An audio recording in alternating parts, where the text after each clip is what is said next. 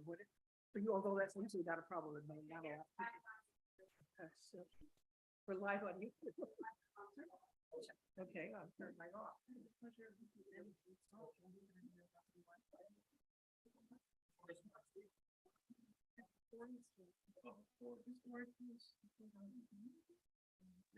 I've never been to one of these.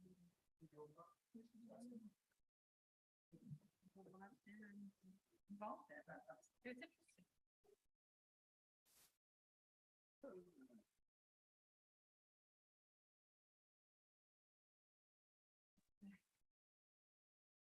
Are you ready for me to start?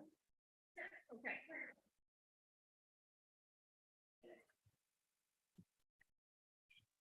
All right, here comes Eric Wall, and I'll wait till he gets in.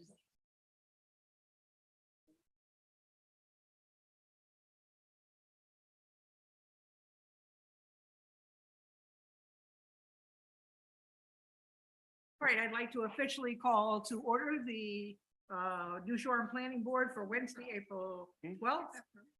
We have a fairly long agenda, so we will move along as quickly as possible. First of all, I want to thank everybody for helping me out last month while I was gone. I watched it on YouTube. You guys did a great job. So thank you again. For anybody who's here for number 10, which is the Fab 5, that it's going to be continued until probably May. So if you're here for that, you're welcome to sneak out the door when I'm not looking.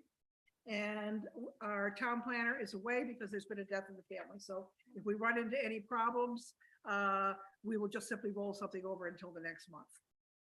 Okay, number 1 on the agenda, capital improvement program for 2024-20 to 29. Act on the consistency of the proposed capital improvements program with the New Shoreham comprehensive plan.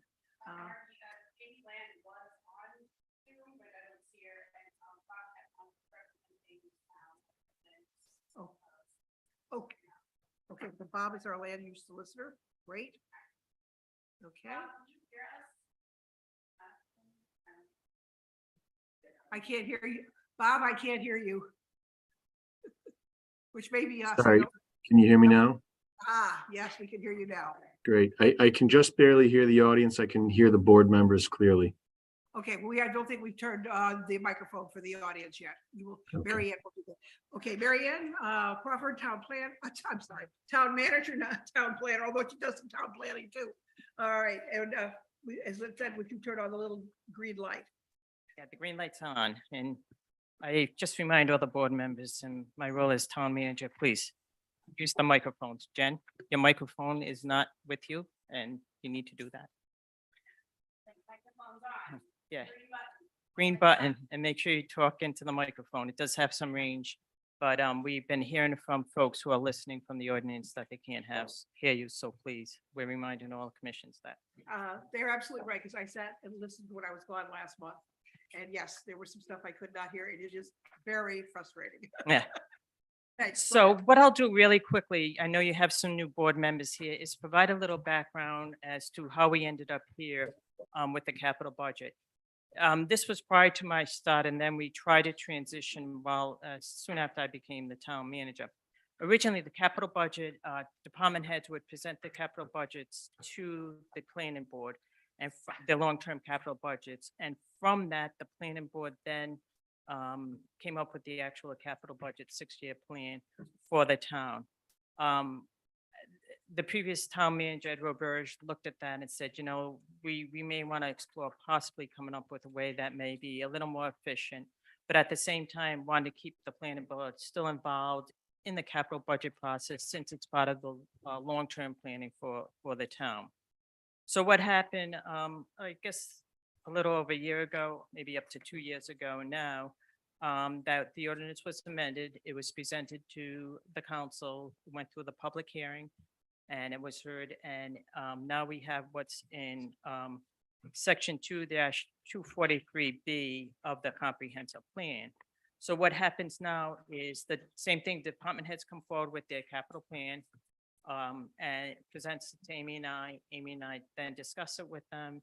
And in the last couple of years, we've been working very closely with our department heads and asking them to think long range, to think out that 3 to 5 to 6 years so that we can stop planning. And in the past couple of years, they've done an excellent job with that.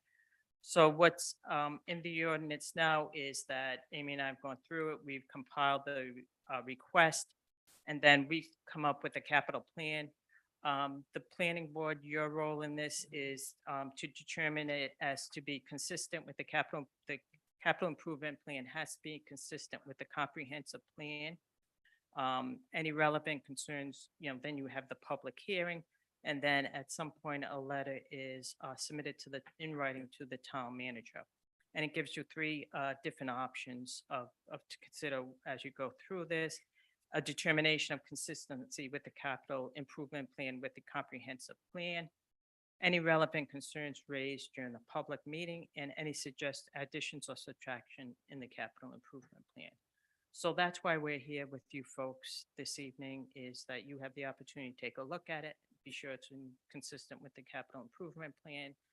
And then a formal letter is written by the planning board. I think the chair writes it. And it's submitted to the town manager. So the capital plan that's before you, if you want, I can go through into detail. If you want me to just highlight some of the larger items, I'll be happy to do that. For the new people, what's most useful for you? I know Social Mary and I have been through this a number of times, and Chris has been through it a number of times. But for the other three of you, what's most useful for you at this point? Highlight.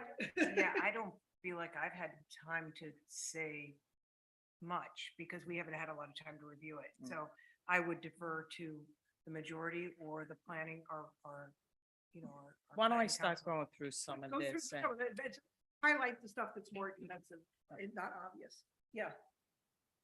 While you do that, can you tell us, when this change was made, I want to just point out, one of my concerns was what capital improvement project gets moved? There's nothing on here to show us, all right, motor pool facility. When was that originated? When was the idea originated? When did it first appear in a capital improvement plan? And how many times has it been moved or not been moved? And also what's not in here, which I appreciated the other process for, was what was asked for and not put on this. Because that's also important. And it just as a notation, it doesn't have to be, it could be just be the number and it's struck out. I want to know what department heads are asking for and what they're not getting, not just what they're asking for and getting from a planning perspective. And also, like I said earlier, what's Kicking the can. what cans are getting kicked and what aren't. Okay. Was this- And I don't know if while Marianne goes through this, if she could say this originated, I don't know if you have it, like some of this originated probably before you were here, but you might Right. have the history of it. Yeah. Because that's, I think, important. Good, because this is really the first time we've done it this way. So we're open to, suggestions from everybody, and it can be tweaked again next year. So we'll keep those two ideas, both of which are good ones, in mind. Maybe a narrative that would go with this next year might be a solution to the problem. Sure. Okay. I'd also love to know, like where these pools of money are coming from as some background. Because I know some of these projects have money dedicated to them, and then others, perhaps it's more discretionary. So I'd love to know more about that as well, please. Yes, so if you look at the last page, it talks about possible funding breakdown. That gives you some of that information. Last page. Oh, last page. Last page down at the bottom. Yeah, no, that's fine. That's a good As I question. said, this is our first year doing it Yeah. this way, so we're all learning. Yep, and the funding is subject to change and stuff like that. Oh, yeah, because the town council has the right to change this, well, for that matter, so when it goes before the financial town meeting, it can be changed then too, so go right ahead. And I see by this funding, it's not probably clear enough for some of you folks, so we can probably add a couple of rows or columns to that. To help with some of the funding. With it.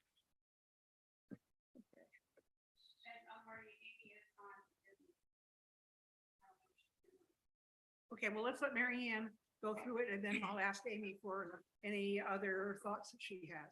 Yeah, I think if, in the most part, everything that the department heads have asked for has ended up in this, and Amy, I'll let you correct me on that if that's not the case, but pretty much what we've been trying to work with department heads is start that process. They know what their needs are and things of that nature. So, I can start with, let's start with, page 1, which starts with building improvements. And I'll go through more of a high level. The motor pool renovations, we're looking, we budgeted 75,000 last year. We're looking to budget another 75,000 this year. We haven't done that project yet. The motor pool, we're looking to improve housing for our seasonal and reserve police officers. Matt Monahan, Chief Monahan at the time, had a concept in mind as how we would like to do it. We decided to wait until we received, till a new chief is on board to do that project. So that's why the 75 wasn't expended. If you look at the station house, that is the actual large house that we have that most of our seasonal employees, our lifeguards and stuff like that live in. 2025, we're looking at 150,000, probably more of a study for that particular facility. So we get an understanding, and then about $1.5 million for that particular project. The study will give us the opportunity to decide what's best to use that and what kind of work needs to be done, and also provide us with some architectural and help better define the cost and the needs of that facility. Library internal work, these are ongoing internal projects for the library of $30,000 a year. Police dispatch, if anyone has been in the dispatch, you'll see that we do need do some renovation in that area. So that is out in the 25, 26 years. A town beach facility, that's the pavilion. I call it the pavilion. I know that was built some time ago, and so now it's getting to the point where we're going to have to see some maintenance and some improvements to that facility. The North Light, that building, that's another building that needs significant improvements. We're budgeting 50,000 for 24, then hopefully in the out years, 2025, we can start to explore some opportunities to really start working on that building. Again, a lot of this will be funding generated, and hopefully we can start exploring some grant opportunities and other funding sources. The Thomas property, as most of you know, the Thomas property is where the town manager lives. That's the house I'm currently living in. We have funding left over from that bond issue that was authorized prior to my tenure when I started. I think it was $1.5 million. Based on what we have in place and what we need and the work we've done in the architectural drawings we have and what we're planning to do there, it looks like we'll need another $1 million to complete that project. And Tom is here for this evening. He'll probably do more information about that project because we do have drawings and what we'll be doing there. We're pretty excited about that project. Going down, the Community Comprehensive Plan, 2026. Keep in mind, comprehensive plan is every 10 years with a 5-year update. We just did a 5-year update. 2026 is when we'll need to revisit that comprehensive plan. For you folks that are on the planning board realize that's a major undertaking and it takes a lot of man hours and time. So we're looking to fund some stuff for that. New Vision, I'm sorry, this is, Coast Guard facility studies, that's the $50,000 for that. As we get into fire and rescue, public safety, as you all know, the public safety buildings, both the fire department and police department, need some renovation. The police department is in better condition than the fire.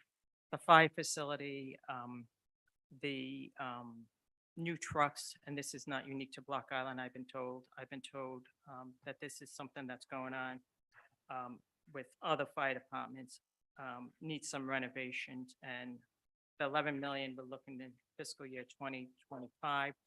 We're hoping to spend this coming fiscal year getting architectural drawings done so we can really move forward with that project. And the other years up above those lines, we are now looking to replace vehicles on an as-needed basis. So you see the refurbishing of Engine 1 in 2026. Then you see the equipment line item in 25. And then the out years, we're working very closely with the fire department for the equipment replacement. As most of you know, fire equipment, ladder trucks and things of that nature are extremely expensive and costly. So we are now making sure when we meet with this department is to get them out in the capital budget planning. And continuing on down, highways, we're looking to start replacing the equipment as with everyone else. The $200,000 you see in 2028 is the street sweeper. What we've done is we had originally participated doing that in 2029. What we're starting to see with these vehicles, at least currently, so we have to plan and budget accordingly, is the lead time on vehicles has become extremely long. They're 12, 14 months out. We had a truck we were purchasing, and we were notified 9 months later that the truck, they were not going to fulfill our order. So we had to reorder again from another company. So we're now looking at these vehicles, these large vehicles, to start replacing them or put them in the capital budget a year before they're technically ready for replacement. Then we get into the harbors, old harbors. We're looking at expand the old harbor West Dock, 500,000. And then we're looking at the bulkhead at 50,000, then 200,000 in the out year. And then obviously the renovation of the hospitality center. For any of you folks that are at visit the hospitality center, this is something that has been discussed, and I'm going to limit my discussion and questions in that because I do need to recuse myself from the hospitality discussion. Under New Harbor, if you look at a construction of facility Broadwalk, that is the New Harbor facility. That's the maritime facility of $8 million. This will be on what we call the CMP Meadows property that the town purchased a couple of years ago. I think if any of you have been following that, the council does have a design for that facility that has been completed. So that's what that is, the 800,000 there. Some of the other things as we get into harbors is some of the replacement vehicles of a truck that we're doing in this current year, and then the oil spill, and then obviously heading back out to 2026, it is the patrol vessel that we are looking to replace that. Technology. Police department technology, what we're looking for in the out years. One of the things we're exploring is body cams for the police, also laptop devices for the police that they can have in their vehicles. Body cams, it's not just the actual body cam, that's the least expensive piece of it. It's the software behind it, the retainage and the retrieval of information from the body cams. So that's what we're looking with technology in the out years. We do have grant funding available for the body cams, partial grant funding, if some of you have seen that with the Attorney General office that they've offered all municipalities. So we do have some funding available for that project going forward. Some of the out years of the public safety is paving of the parking lot. And then when we get out to 2026, we're looking to also do major renovation to that facility. Like I said, that facility, for the most part, is in decent condition. However, if you look at the dispatch area and the safety of that building and the cell area where they retain prisoners, where they book prisoners and stuff like that, needs a lot of modernization and updating in comparison to what we're seeing with other departments and for the safety of the officers and also the prisoners. Then we get into the Public Works Highway Facility, $5 million in 2025. As some of you probably know, and the newer members not know, the town took over the maintenance of all state highway roads on the town. I think it's a good 10 years ago. And the facility is owned by the by the state. We were fortunate enough to convince RIDOT to come out here about 6 months ago. And we did a show and tell. The first place we stopped was the highway facility. And I told the woman, I said, this facility should be closed down, and she agreed. And then we took him out on a number of other state roads, and Mike Shea, and in his infinite wisdom, as he was going across the yellow line, and I was sitting in the front seat, and I was getting a little concerned, and he said, I want to go over all the bumps. So out of that meeting, the state came back and has appropriated, which will be federal money, and we won't get it, the plan and design won't start until winter of '23, $15 million. 5 million is for a new highway facility, and the remaining 15 million is for repaving, drainage work, safety work, guardrail work, and things of that nature. They've committed that, so we're pretty pleased to know that finally the state's coming to Block Island, and we're convinced them that we need to get some of this work done. The transfer station, the 150,000 is again the study architectural design. That whole transfer station the operation needs to be looked at, and the whole design needs to be visited. As you know, you put your recycling bins in one area and you go across and you dump your trash in another area. You know, cars coming, it's just a safety concern. Part of it also will be the upgrades and modernization of that facility, and also explore, we're looking at exploring some composting, island-wide composting at that facility also. So the first year, 25, is the study, like we've done with other facilities, and then $2 million is the actual facility, which will include the operation piece. How you will see a completely different facility than you are seeing now. Parks and Recreation, the skate park, it's another thing that is so many years after you have to resurface that. And then also the equipment shed, that's already been purchased, so that's part of this year's budget. Building improvements, the 10-4 has already been approved. That's a school project that is ongoing at this point. And then getting into transportation, Beach Avenue sidewalk improvement project is out to 2026. Chapel Street sidewalk is out to 8/20. The $15 million you see for road improvement, that is the paving project that I spoke about that RIDOT will be doing. Townwide paving, 1 million. What we're looking to do is partner with RIDOT on that and pave town roads. Economy of scales of them being here and us joining them in that paving project, which I'm sure they'll be more than glad to do it. And then we're looking to continue paving in the out year. Quan Neck Resiliency Project, we're looking out years of 2028. We have a sea level rise committee that's been extremely active, and hopefully we'll be able to get to Quan Neck Road at that time period. Amy, is there anything I've missed or anything you want to add at this point? I think you've covered all the material aspects of the content. Just a couple formatting or guidance questions. And the first gets to Chris's concern that what was requested and isn't being reflected in the document in front of us. And with one exception, I believe that everything the departments put forward is on that document in one place or another. It may not be aligned with the timing that they asked for. The one exception is the medical center generator, which when that came out of the current year capital budget for 24, I inadvertently just deleted it. So that's the one item that was requested and doesn't show up anywhere on that page. And that was $125,000 in fiscal year 24.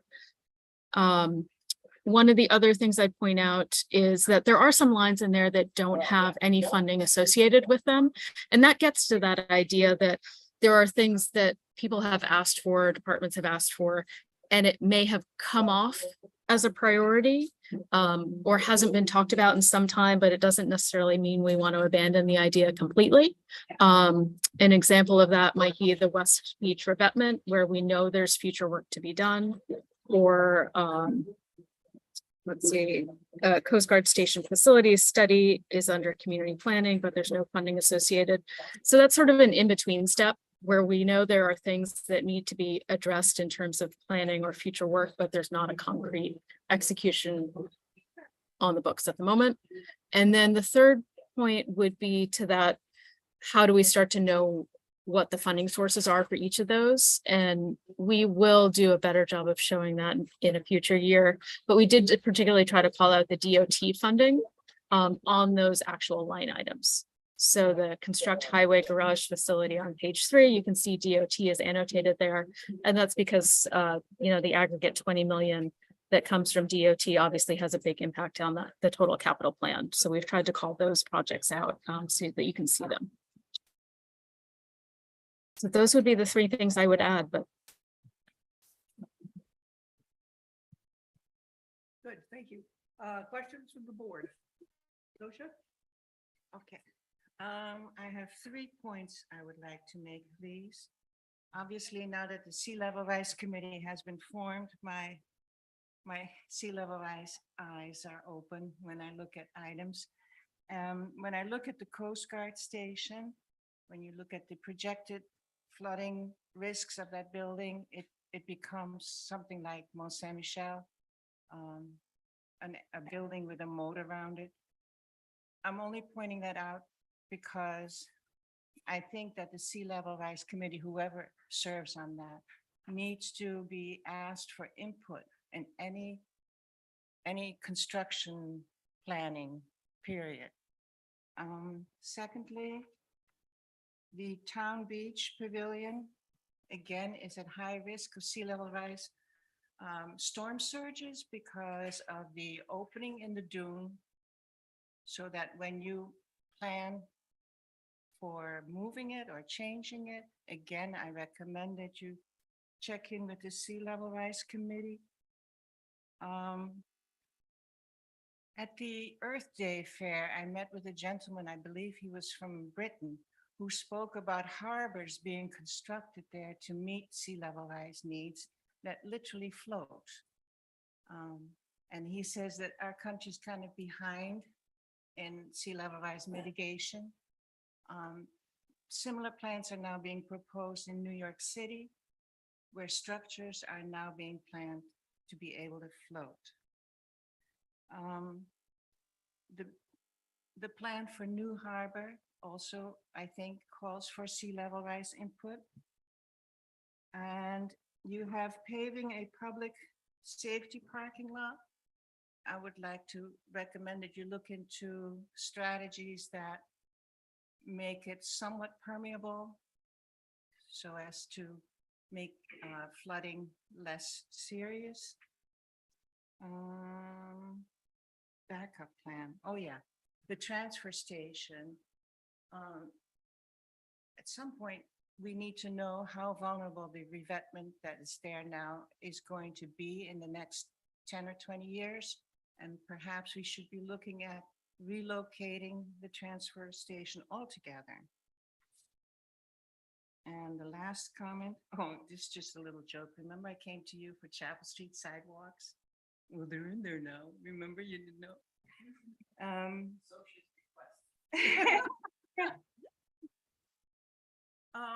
I read somewhere that with new road construction, they're considering permeable roads because of sea level rise and storm surges. So to please keep that in mind. And those are my sea level rise comments. And I have a question.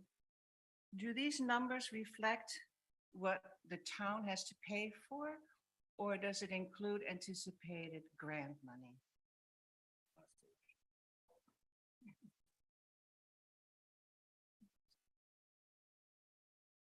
Right at the bottom, social possible for the breakdown. Gotcha. That answers that one. And I had one more. Oh, yeah. For affordable housing, and this is just a comment for me personally, I would like to see town buildings reconstructed in a way that they can absorb affordable housing.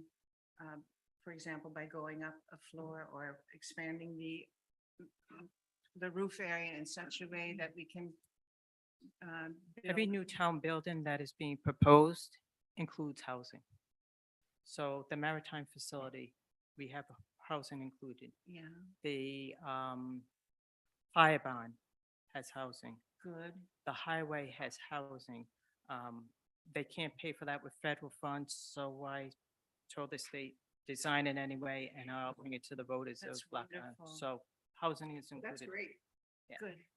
And that's it for me. Okay. Chris, I saw your hand up. I just have one question left, and Amy, I think I know the answer to this, but 2025 looks like a pretty big year with 20 million being bonded possibly, and 2024 seems like a lean year.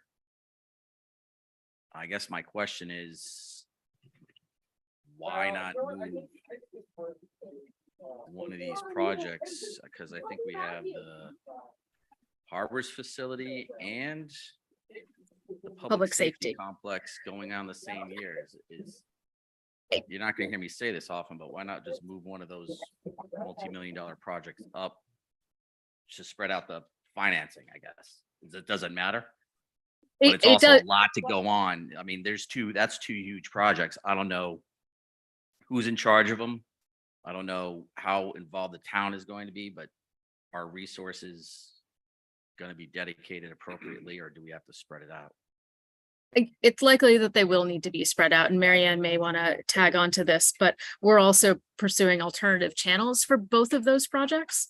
And I would say neither one is an opportunity to accelerate, meaning there's additional planning and work that needs to be done in the development, and we want to pursue to the extent possible that it's funding. So to echo what Amy just said, I did put an application in for 2 congressional appropriations, one for the harbor facility and also one for public safety. That's not guaranteed anything, but I did put it in through Senator Jack Reed's office, and the council just approved the hiring of grant writers for the town. Allison Waffle and I met and interviewed the 2, and we ended up hiring the 2 because they had expertise in different areas.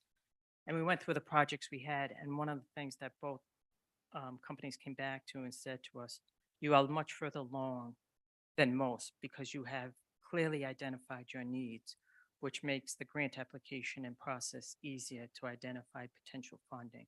So hopefully we'll be successful, and therefore we don't have to bond as much. Any other questions? Mary? Hi, just to add to what Sosha said about sea level rise focus, or his tongue twister. Thanks for all this work, by the way. It's nice to see it in this chart again. So just to reiterate, I won't repeat what Sosha said, just to add to it, to keep sea level rise in mind for all the projects that you're working on, especially the obvious ones along the coast, the Coast Guard station, the beach pavilion, and to integrate the work that the hazard mitigation plan is doing and the sea level rise work is into the design process, the use of materials, maybe even the use of materials, more porous streets when the roads are redone with that big grant. And also I wonder, Marianne, is there any grant funding opportunities for electric vehicles for the fleet, for any of the vehicles in the fleet? We've Or- had some preliminary discussion about electric vehicles for the fleet, for the major stuff. And what we're hearing based on our research is mixed review on electric vehicles. We may need to wait a few more years Mm. because there's some problems with the electric vehicles we're hearing. But it's something we've discussed. We've started that dialogue. See how the bus goes, right?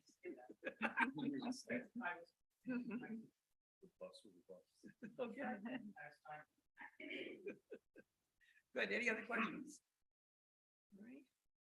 And then the last thing we have to determine is that all of these items do fit into our comp plan. And I think as we've gone through, I've been checking them off, and I believe the answer is yes. And if anybody has any questions about how different things relate to the comp plan, now would be the time to ask. I agree. I would just, again, underscore merge the work of sea level rise and hazard mitigation into everything you do. Good point. Chris, anything else? I just, when I see fleet maintenance, fleet equipment, I'm looking at harbors. This is spread out, this is the next, when was the last time the engines were replaced on the boats, Amy? Yeah, I want to say 4 years. So those are not included here. Because we typically pursue the CVA grants for those. Okay. But we should probably have them on the schedule just so that you can see them. Yeah. But mean, I know the last several we've been able to do through DEM and you have just that 25% match. Okay. That was, yeah, it would be, I mean, we have vehicles and boats and everything else. And the engines, I think, appeared on this before. Yeah, it's that with the increase in the thresholds for capital, they're no longer individually applicable. It's only if you're grouping them together that they meet that capital criteria. Okay. Thank you. Anything else? Jen, do I need a motion on this? Okay, all right, I will make a motion that we approve the capital budget for 2024 and recommend that it go forward. It meets all of the criteria for items that are in the capital, I'm sorry, in the comprehensive plan. Second. Okay, do I have any further questions? All those in favor say aye. Aye. Anyone opposed? Motion carries. Thank you Great, very thank much you. for all your work. And Amy, thank you for yours. And I will say this is a much more sophisticated than the by the seat of our pants that we did 15 years ago. So we've come a long way. Yes, we can go a little further, but we are Well. very much better than we used to be. Great, So thank thank you. you very much for your work. It's great.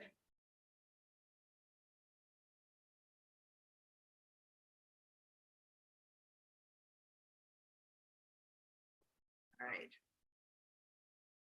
Number 2, Block Island Housing Board, Plat 18, Lot 2-3, West Side Road, Development Plan Review for an application for a special use permit under Section 405. Affordable housing for construction of 8 duplex structures, creating a total of 16 units, rental units, restricted to year-round residents. We want to review and act on waiver requests and set the public hearing date. Okay, Cindy? And there's a little green lights on. All right, I'm trying to ask every time. That's my goal today. I think that most of you are aware of the pending project. Are looking to hear from Rhode Island Housing probably mid May. Oh, sorry. It looked on to me. Sorry. We hope to hear mid to late May that we are successful candidates in the grant process. So as we move towards that, we are asking the zoning board for a special use permit. And the process includes hearing from the Conservation Commission. They gave a favorable ruling last night and will submit that to the zoning board. Now we are before you for your review to be submitted to the zoning board. Available to answer any questions. Okay, go ahead. I have a question in regard to the number of bedrooms. They're all, each duplex is 2 bedrooms per unit, correct? Yes, with the exception of the 2 ADA units. Okay. They will be 1 bedroom. Okay. Is there any reason that there aren't any 3 bedrooms? Is it just a matter of space provided or? We had numerous discussions on that and with the architect, and I think that because we were trying to replicate similar floor plans for cost efficiency, they felt that 2 was the optimum number. Okay, I noticed that, and this isn't anything that has been passed or anything yet, but I noticed we have a letter from Tina Spears in regard to what state housing regulations are going to be, and there's a notation about the state not allowing, if I get this wording correct, not letting towns restrict the number of bedrooms to 2.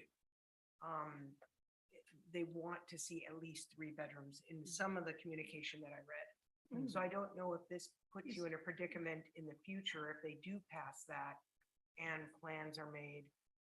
Just something to think about. Okay. And look into. Not possibly. aware of that state ruling. My It question hasn't is, come where into would that, effect was yet. that for ownership or rental? It would make a difference. You know, I don't know. That's what, 14 bills for. yeah, and they're not all gonna get passed anyway. Exactly. Business or correspondence, you can have it. It's not set in stone. It was just something that, Yeah, a little just be flag aware. that went It up. could be for, I had in mind that it was for ownership, not rental. So I'm not, but I read so much of that. and Yeah. I'm not sure I I'm remember. not up to date on what the state is proposing. And it's, Okay. and just because it's proposed does not, anything Mhm. goes further than it being proposed. So, just an Yeah, we FYI. were trying to keep these affordable, and it was the judgment at the time that 2 bedrooms gave some flexibility for couples to have an extra room for either, guests or for office space for remote work, for young families. So that was our judgment at the time. Great, great. So Margie, if you want to just review the waivers that they're requesting. Yeah, I will after I get the questions. Okay, and then, because you're gonna have a full public hearing next month. Exactly. But is there any questions from anybody else before we go on? Just a couple of funny questions. I mean, simple questions, like, sorry. I got a room up here.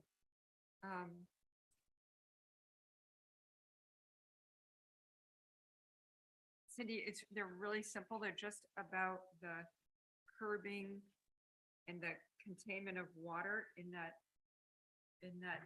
basin, if you will, and I just didn't know what some of the abbreviations meant for. I may need to defer that to the I was gonna engineers. say, we can probably put that on the questions for next. Because I'm not sure I could answer all your questions. I think that but- would go under the hearing for Yeah. next month. This is like, now is if we need more information from Cindy, now is the time to tell us if she can come with it next month. The engineers will be at the public hearing. Okay. In layman's terms, the retention pond that you see there is designed to handle the runoff that would be created by the 8 buildings' roofs. And we have got a RIPD's permit, so all of this engineering work has been approved by the state of Rhode Island. But exact questions on the design and curbing Okay, is yeah. going to be out of my And- purview. And just surfaces, are they permeable, questions like that? Everything is permeable, so there will not be any asphalt roads. It will be gravel type roads. Walkways will either be gravel or chipped wood, or, something that is completely permeable. There was one part, but I can ask it next time, that's not permeable, but that might be part of that catch basin. But I can ask next time. Yeah, Great. put a red mark Yeah, by it, we'll get it next month. Thanks. Anybody else? Then if not, I've got one quick comment. Looked at the ADA handicapped accessible unit, and one of the things that bothered me a little is I noticed that in order to get from the bedroom to the bathroom, you have to walk through the living room. And I wondered if there's some other kind of design. That's why I'm bringing it up tonight. So that maybe the architects could take another look at it before we meet next month. So Let's see, that's on page A100. what, I didn't write the Or- number down. I just said. Excuse me. the- It's the handicapped accessible. And it says that, and I noticed you have to walk through the living room in order to get to the bathroom. I thought, well, that's a bit awkward in the middle of the night. And I thought if there's some other way of opening it so it comes off the bedroom. That might be something the architect could take a look at. It may not work, but Mhm. just something for, just take a look at it. Maybe be prepared to comment next month. if you Okay. would. Anything else before I do the waivers? Just one quick other thing, Cindy, that I didn't understand, maybe the drawing, it wasn't on the second drawing.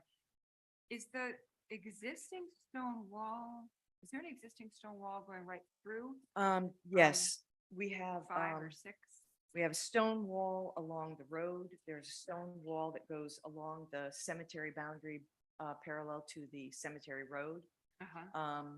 There is a stone wall between the property and the East Earls Ball property. There is a remnant of a stone wall that bisects our property. Mhm. The plan with that is to use those stones and create a boundary wall, which would be on our southern boundary where we butt the cemetery. On Been the in south or the east? butt of south the cemetery. would be Okay. on the south. There is no wall there. And been in conversation with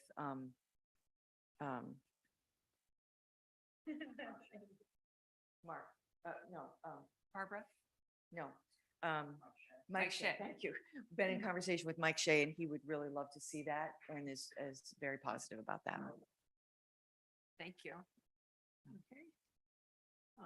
They have, we have our checklist for development plan review, and there are no waivers requested at this point. And I think we've asked our questions, so. Parking provision? No? This doesn't cover parking provisions, I don't think. We do not require any zoning variances.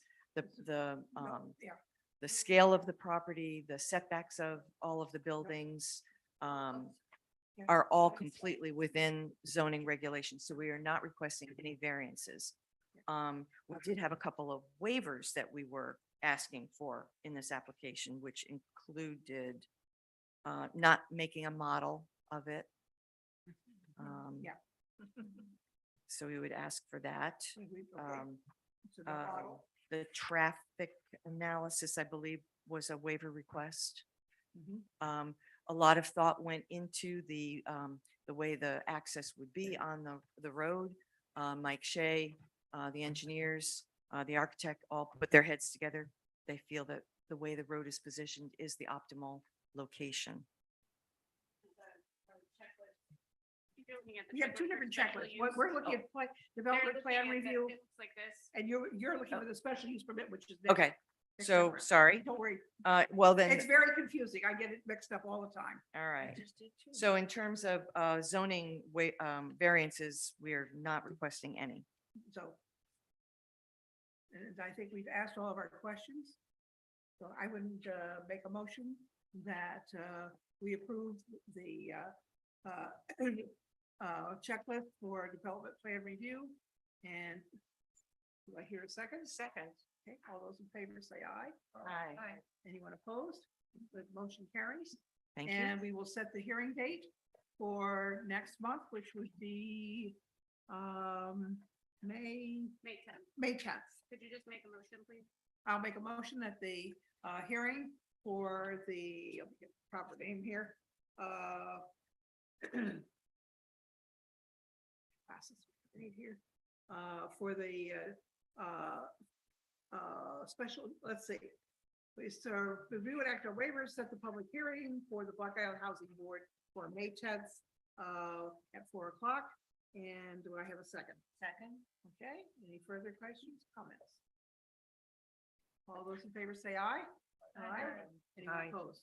Okay. Thank you very We much. will- And if we have a May 10th hearing date, is it possible that the decision would then follow the following month? Yeah, that's usually the way we do it, Usually. unless there is a major reason, and then we try to adapt it accordingly. Trying to hit that meeting for the zoning board. Okay, when do you schedule for zoning? They tentatively, I think, put us down for May 24th. Yeah, usually But it's pushed off at least a month if you have to go through development plan review. Okay, just trying to get a sense of, okay. You certainly will get there by June, if not before. super. Okay. Thank you very much. Appreciate it. Good.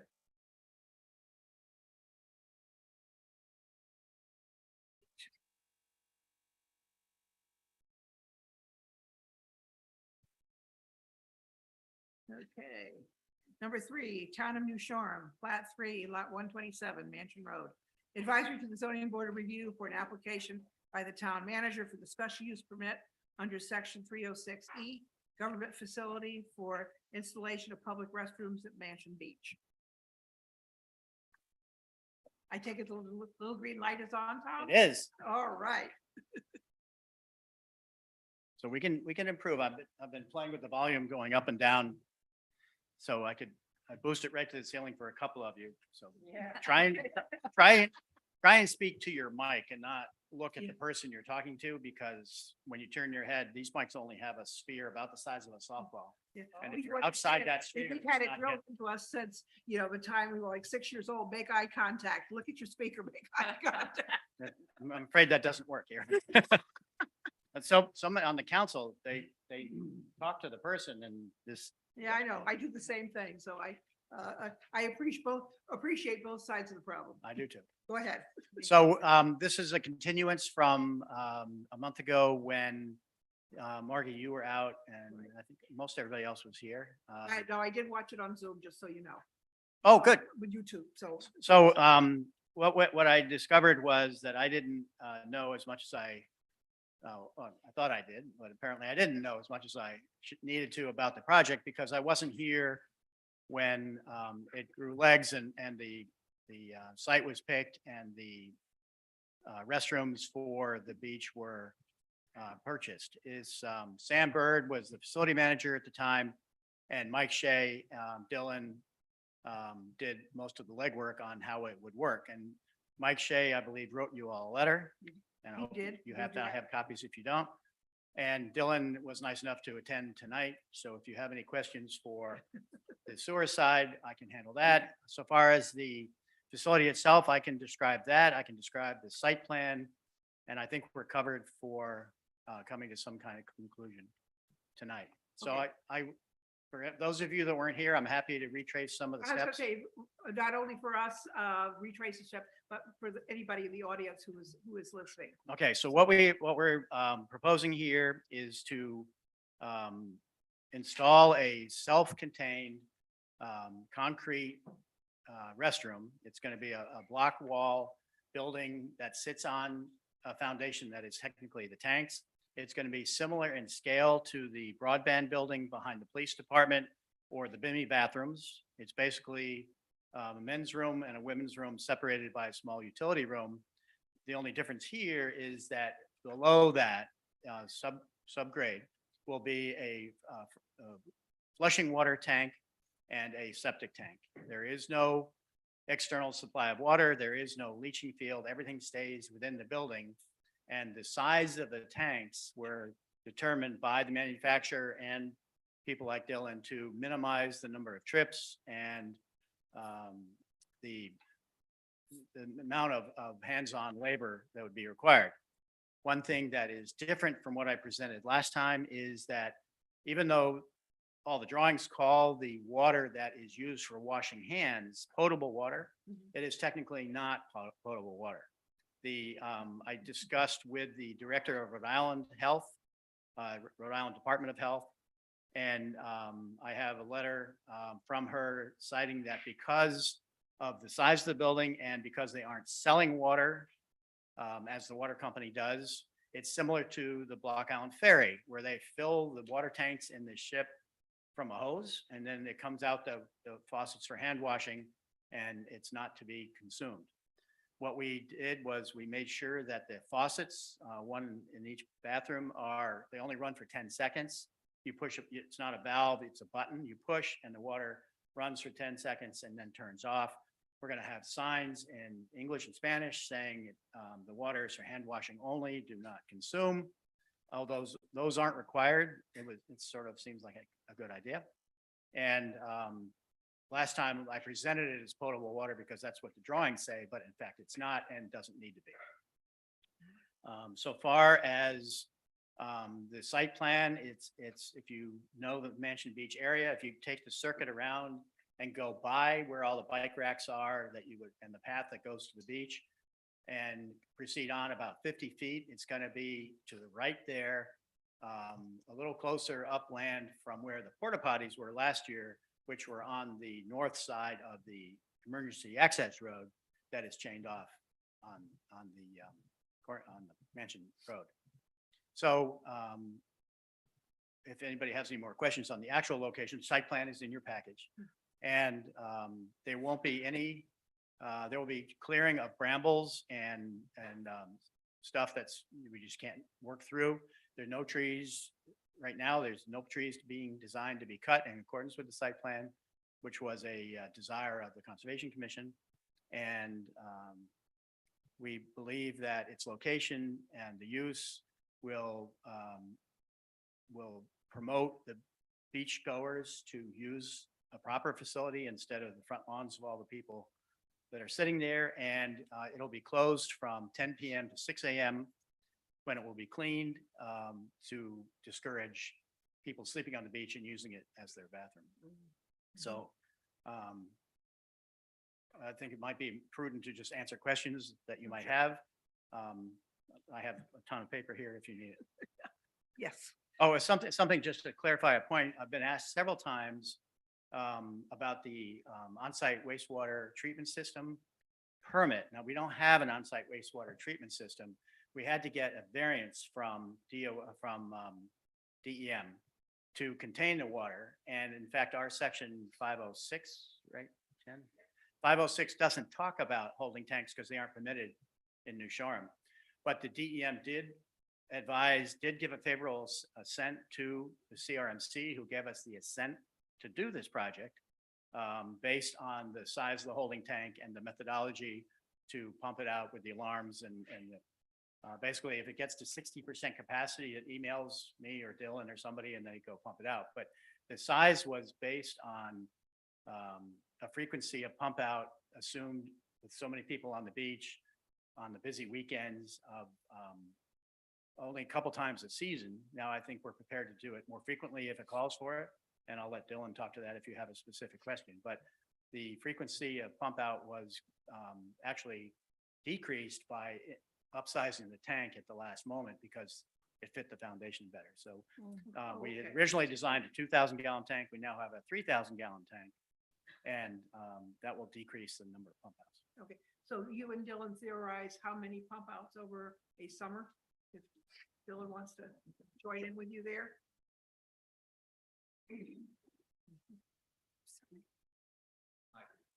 Dylan Chase, New Shoreham Sewer Thank you. for coming. Superintendent, of course. So I don't like to theorize how many pump outs. What we're going to do is similar to last year. I was attending the potties around 3 times a week. I'm going to check it 3 times per week, likely pumping it down once a week. But I'm going to take a small truck up for checks, and then if necessary, bring the Vector truck up for the pump outs. I don't want to say specifically how many until we get through a season. Well, I realize It's a difficult testing thing to summer. assess. I'm just hoping as far as the residents go, you weren't thinking every single day. No, we are not going to go there every single day. That's not feasible but with the water in the facility being there, you may have more use and higher requirement than what I could theorize. Okay, I agree with you on that. Yeah. Good, Okay. thank you. Questions while Dylan's up here? Well, no, I mean, just the fact that the facility's there, It's like good. Mike said in his letter, like the paths through the bramble have disappeared when porta potties went up there, and his comment was they only use, like, once there's a nicer facility there, I'm sure more people will use it instead of alternatives to the porta potty. Well, I'll tell you, I have a sister who has complained for years about not having a place up there. And I'm happy to tell her over the past week that, yes, we're dealing with it. So, Great. thank you, Dylan. Of course. You had a question? Dylan, one more question before you disappear from social. Well, it's just a more general question. The minute you have a building and the minute the building has a garbage can, people overcrowd that garbage can. Do you have any strategy in mind to avoid making that building a collection of garbage for beachgoers? The strategy has been to facilitate cleanup during those. I aid in that. Mike Shea's predominantly responsible for much of that work, the public works. But I helped as well. Yeah. As far as mitigating that, providing the proper facility I is don't the know. best you can really do. I don't have a You solution can either. tell. It seems imagine. as if the more garbage cans you provide, the more garbage is being thrown next to it.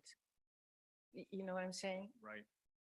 And That's correct. the- There was more garbage, piling up with the garbage cans there. Yeah, Admittedly, without garbage cans, it seems that individuals are more inclined to take it with them. right. So that's, And can you just review for me, what is the outside color of the building? Actually, can tell you if I read it, but it's a pebble finish up to a wainscot. Okay, And then it's parged cinder block above that. So it's gonna be like a stucco finish from Okay. waist up and pebble finish All from right. waist down. thanks. That wasn't the color. Stucco white. No, it's a tan, like a taupe, Mhm. I think it's Okay. called. Roof. I would assume the roof is what, black? Black shingle. Yeah, Black asphalt. black asphalt. Okay. Okay, Gail? I have a question. I'm sorry, I didn't see the site plan, but I don't necessarily have to at this point, but there was a letter from an abutter in regard to the location. Mhm. Was that taken into consideration? Is that an issue? The one about a pond? The placement of the building with did close not proximity to the understand. pond? Can you? No. explain the letter? I think your question was, the butter can't see this. In fact, it's farther away from him than porta potties were. It wasn't a matter of visual, it it's was, not- she I was think- wondering about the safety of here's the letter. We're ready to express our concern in regards to the proposed placement of public restrooms in between Mansion Beach parking lot, exit road, and the emergency vehicle path. We believe that the site is too close to the pond, located directly across and downhill from the entrance of the restrooms. Yes, You don't have- our guidance on that is CRMC, Yeah. Okay. and they placed it. So they were very happy with the elevation. And I think they proposed putting it in the foundation. That was wrong for a bunch of ideas. It's sort of nestled into the bushes. And I think you'll be very pleased with the way it's sort of hiding. It's hiding in plain sight sort of thing. Okay. And Thank the you. people at the other end, to the south of this project, wanted to make sure it wasn't near them either. So I told them where it was currently sited and they said, oh, good, then we don't have a problem with it. So it was sort of a NIMBY thing. Okay. But I don't think the people that bought the Blanchfield house will be negatively opposed. And CRMC is happy with the location, so I think we are too. Good. I think that answers their concern. CRMC is Right. certainly the. Was it CRMC or experts. DEM? Did DEM? CRMC gave us an assent. That's this Yeah. orange card. But if the pond is freshwater, is it DEM? Did they? It's CRMC gave us the site, so Gotcha. DEM Yeah. would have done the wetland flagging. Okay. But okay. CRM, because it's in the coastal region, It's a CRMC coastal had zone, so what is 500 coastal feet? zone. 500 feet out, so that would be well within that 500 Yeah. feet that they are required to issue the Yep. sets on. Other questions? Oh, yeah, just to be clear, for the sake of the family that wrote that letter, I don't think it was a NIMBY thing so much as they were concerned about the pond. No, I was really referring to Not the other about- people that, Not about their Yeah. view.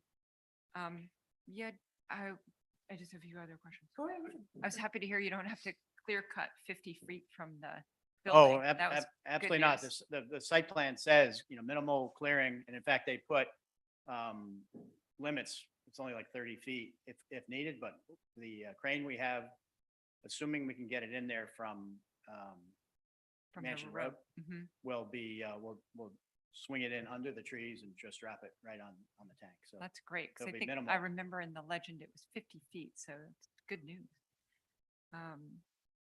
Yeah, and I was glad to hear about the pump out. I guess this year will be an experimental year to see how many times you have to go. I'm happy to hear from Dylan. He's taking a small vehicle. Just to keep in mind with the comp plan, you don't want to build something that doesn't take into effect the use of more petrochemicals to get down there and check this. And I'm happy that Dylan was saying he's just going to use a small vehicle to get down there too. I think the neighbors will be happy about that. And then also, once again, just a quick question related to sea level rise. Did CRMC give you the assent pre the updates from CRMC in October of 2022? Was it before that? That it was they about approved then. about then? The I- assent was Yeah, I can't issued. remember the Here it date, is. if it was pre-October Was October 5th, 22. 22. Okay.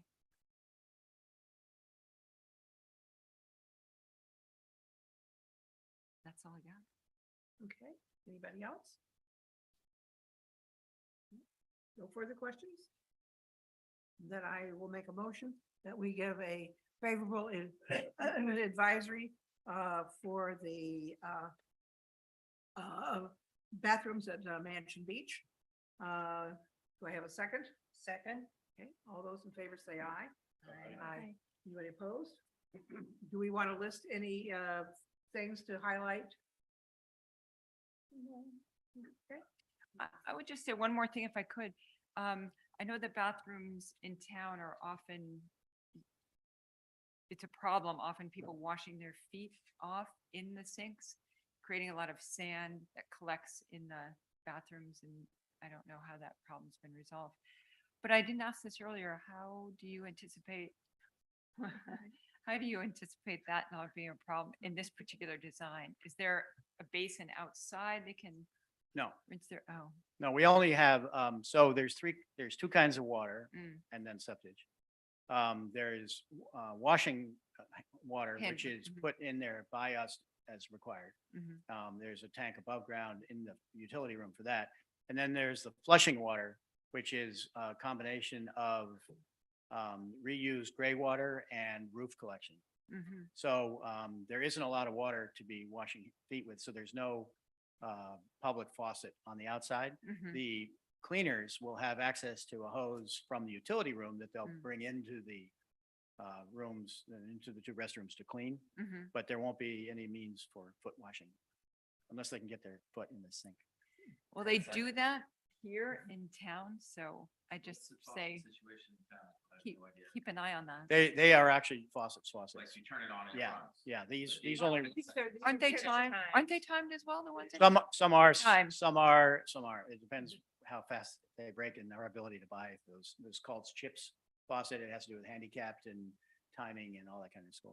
Yeah, just keep that in mind because it is a real Right. nuisance problem in town and they are timed faucets, the ones in town. And still people, In the visitor center, you mean? yeah, in the visitor center, yeah. and they rinse their feet and body and take a shower in there. So I often hear when I'm walking back there. Right. They're trying to figure out how to solve that problem with sand clogging up the drainage. Just Never something would- to keep in Never mind. would have occurred to me. You know, maybe we want to fill a basin outside and to step in, not running water, but just to step in or something. I don't know. Don't ask for more maintenance if you don't have to. No, exactly. Although I have to say it is real high maintenance when that sand gets Yeah. in there. was And gonna I say, that's just maintenance, you see, don't need it. I don't know who it is that goes to check on that Marianne for the town. But he's always down there pulling his hair out, trying to figure out how to, no, this is pre you. Well, Um, okay. I trying feel to so figure sorry out- for the cleaners in there because How to I don't want collect that sand so it's not a nuisance. So I'm just Yep. saying, You could line the sinks with shark skin. yeah. Just saying, good luck. Well, good luck. So Keep an eye on that. when is the anticipated date for installation?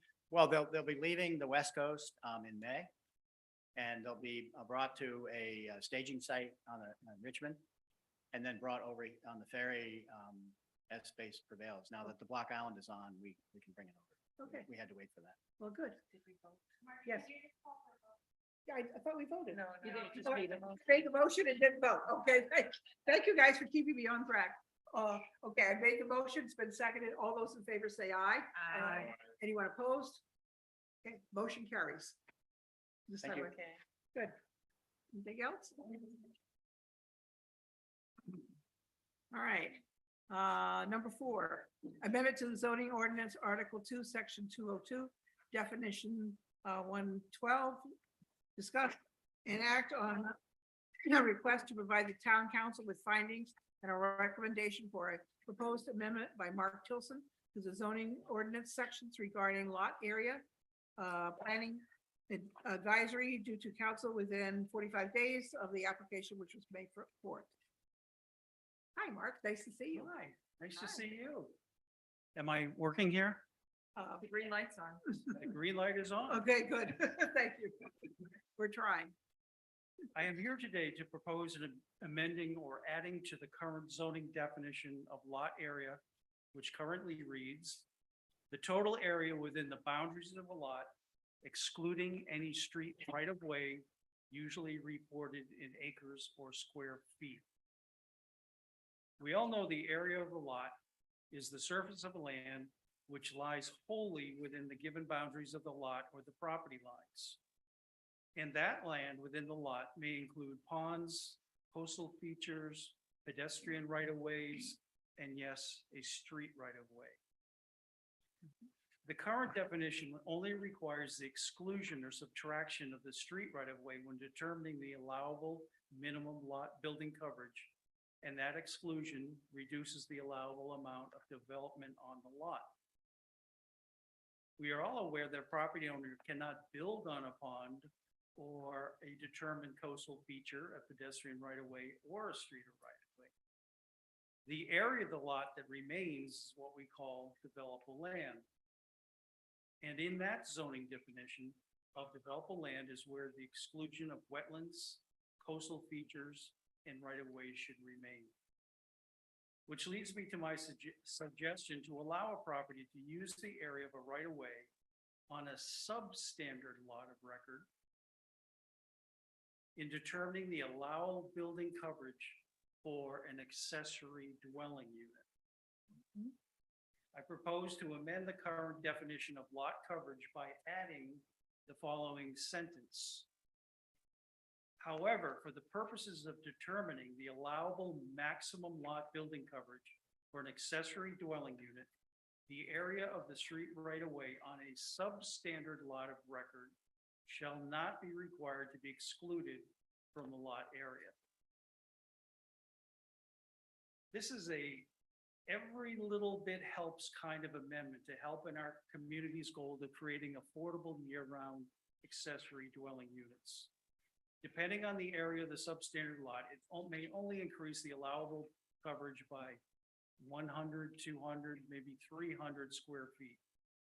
By having the area of the street away included in the total area of a developed substandard lot would assist the property owner in applying for a zoning dimensional variance to exceed the allowable lot coverage. Remember, the zoning standard to be met here is the least relief necessary to remove the hardship of the applicant. Allowing a property owner to use their street right-of-way may provide that little every bit helps in avoiding a trip to the zoning board altogether or in reducing the zoning relief necessary to create an accessory dwelling unit. I thank the board for your time and consideration. Questions? Questions are $1 a piece. It makes perfect sense to me. Yes. Why just substandard lots? Because I agree with the idea, but I'm just curious why substandard? As I began, as you know, the definition for lot area is where that exclusion exists. I don't really have a dog in that fight. That's a planning board issue. I'm just trying to create a little more square footage, if you will, to create accessible dwelling units on substandard lots. The whole issue of subtracting the street away from lot area, if we do that, it all goes away. Well, that's kind of where I'm leaning. Yeah. That's what Because first of all, I guess I haven't been here that long, but I didn't realize, like, there are rights of way through properties that you have zero say over. You know, like, you have no say over it. It's through your property, and it deducts from your possible footprint. In the same time, we're seeing like every single application that we've seen in the past year has a tremendous amount, they all have, of hardscape, which is like, you know, it's permeable hardscape. What's the difference between that and a driveway that's permeable? Like what, and it's not counted towards footprint. So I agree with Mark's suggestion, but I would go the step further and just eliminate the right of way from the calculation. I think you might want to think about what is a substandard lot. That's what. Was you my could have question was lots of gonna be. 6 acres, but it's substandard by frontage or Mhm. depth, and now it's substandard. So it could be a cleaner proposal to have it period and not, and exclude the term substandard. I've been an advocate for that for 30 years. I've never brought it to the attention of the planning board. I don't know why. I feared if I did, then all of a sudden there'd be, okay, well, maybe we should deduct wetlands, or maybe we should deduct pedestrian rights of ways. Why aren't we? But I think it falls into that same category, and it doesn't make sense that we're not deducting for those and we are deducting for this, in my opinion. I mean, you could take, well, in this situation, Mark's suggestion is specific to 530, like as, you know, if you wanted. It is, but the 513s aren't necessarily forever. I mean, you can abandon them. Right. So how do Right. you? How do you do Yeah. that? And then the substandard lots could be 6 acres, but they don't meet the frontage. So that's considered substandard. It's not Mhm. really determined by lot size or. Right. I prefer we propose the language you're proposing without the term substandard, so that it just isn't something that is deducted. All right. That's where I'm. And it, not for subdivision, but just for building. If someone's going for an application to build a house or an accessory structure, Margie, what's the, cleaner, you're gonna give and- us the Unintended. unintended consequence, so give it to us. Well, I'm not sure there is an unintended consequence. I am concerned about how many lots this might affect across the island. And without Allison here, we're kind of stuck on this. So I don't know, do we have a time frame that this has to go to? You do. I think it's. Because I really would like to have Allison weigh in on this next month, if we can do that. I don't think you would be able to determine how many lots could be affected, because we're talking about a right of way that, Okay, I mean, I know of one right now that applied for a building permit thinking they had enough land, but they're deducting over 7,000 square feet from their lot area because. because of a right of way. Yeah, two of them, and now they can't do the project. Why was this deducted? Where did that come from? Maybe our council can give us some, like, why is this different from a pedestrian right of way, from wetland? Where did that come from?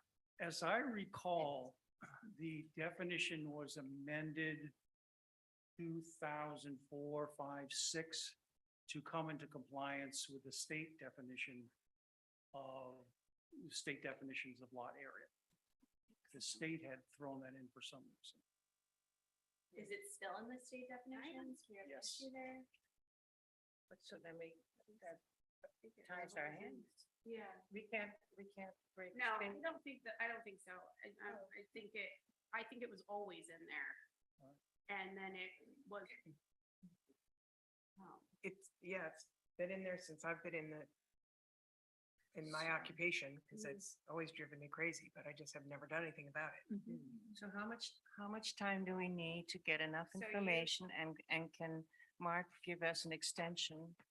Because we're bound by, I believe, 45 Yeah, days. May 4th.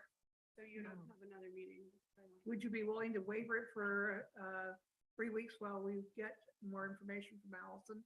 Oh, absolutely. Right. Again, Just it's don't my, feel- it's my I just don't intent. I'm feel we just have trying enough to. Information to really do this, or do our due diligence, let me put it that way. Oh, absolutely. Again, my intent here is just to facilitate, Okay, to assist homeowners in developing, because I'm working with several families and we keep running into, if you Yeah. will, roadblocks, and we're trying to work ways. Again, this is just a little bit helps. So give us a couple extra 100 square feet. Um, If I may, so the new definition, or my proposed definition, would now read, however, for the purposes of determining the allowable maximum lot building coverage for an accessory dwelling unit, the area of the street right of way shall not be required to be excluded from the total lot area.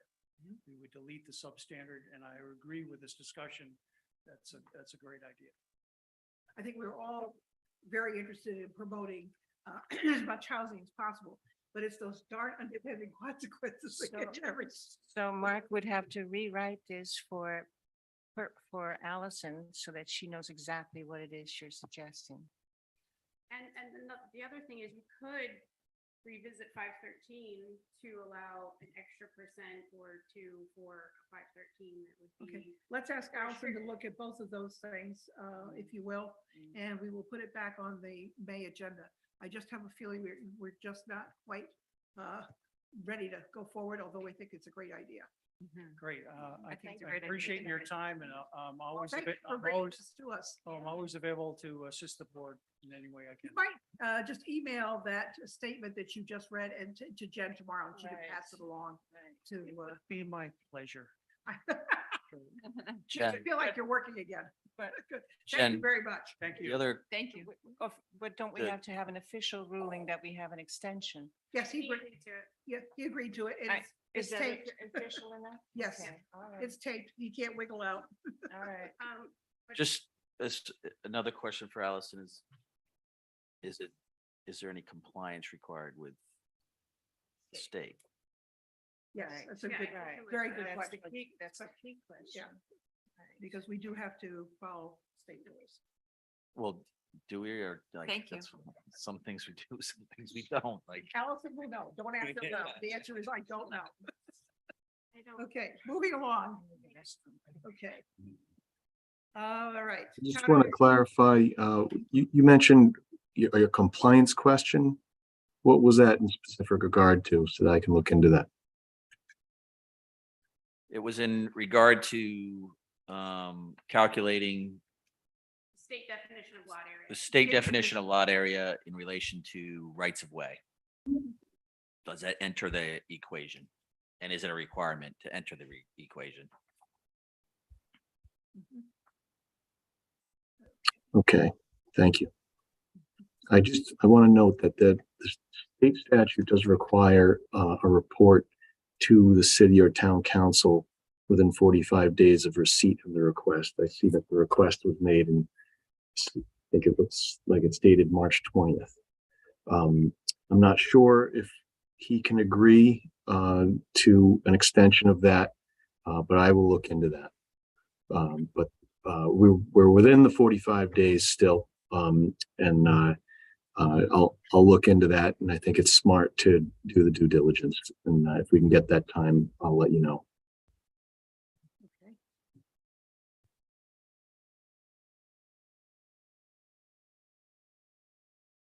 All right. Okay. Town of New Shoreham, Plat 8, lots 218 High Street, public hearing for an application for development plan review for construction and renovations at the Thomas property.